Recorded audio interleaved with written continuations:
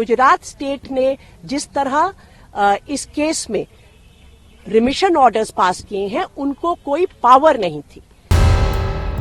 बिल्किस बानो मामले में supreme court ने अपना फैसला सुना दिया है। कोर्ट ने गुजरात सरकार के रिहाई के आदेश को रद्द कर दिया। जैसे ही कोर्ट का आदेश आया, फौरन कांग्रेस मोदी सरकार पर हमलावर हो गई। कांग्रेस सांसद राहुल गांधी ने फैसले पर तुरंत एक्स पर अपनी बात कही।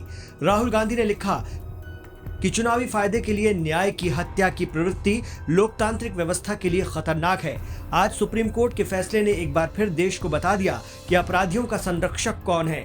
बिल्किस बानो का अथक संघर्ष अहंकारी भाजपा सरकार के विरुद्ध न्याय की जीत का प्रतीक है।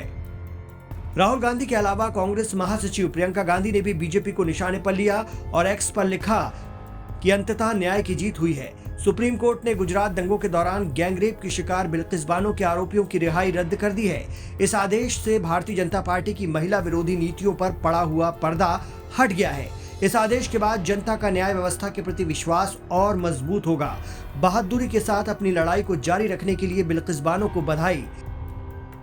जहां राहुल और प्रियंका ने बीजेपी सरकार को सुनाया, वहीं कांग्रेस नेता पवन खेड़ा ने कहा कि जब दोषियों का माल्यार्पण हो रहा था तो देखकर रोंगटे खड़े हो जाते थे।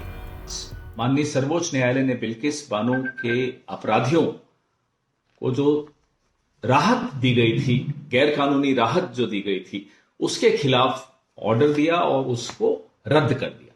हम इसका स्वागत करते हैं।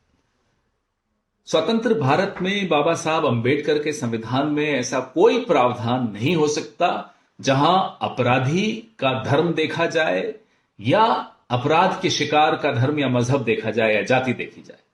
जो पार्डन इनको दी गई थी, जो राहत इन्हें दी गई थी हत्यारों को, बलात्कारियों को, उसके बाद एक पार्टी से जुड़े हुए लोगों ने उनका माल्यार्पण किया, उनका स्वागत किया। यह देखकर रोंगटे खड़े हो जाते थे कि इस देश में आजादी के 75 साल बाद जब हम अमृत महोत्सव मना रहे हैं, तब भी ऐसा संभव है।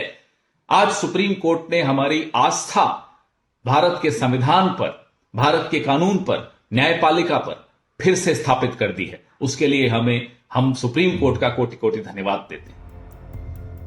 सोमवार को सुप्रीम कोर्ट ने सुनवाई के दौरान कहा कि दोषियों की सजा माफी का अधिकार गुजरात सरकार के पास नहीं था और फिर भी यह फैसला लिया गया। ऐसे में बिल्किस बानो की याचिका सुनवाई के योग्य है। अदालत ने कहा कि बिल्किस बानो ने गैंगरेप के दोषियों के खिलाफ जिस राज्य में केस चला था, वहीं की सरकार उसकी सजा माफ कर सकती थी। इसके बजाय गुजरात सरकार ने यह फैसला लिया जो गलत था। उसके पास इन लोगों की सजा को माफ करने का कोई हक नहीं था।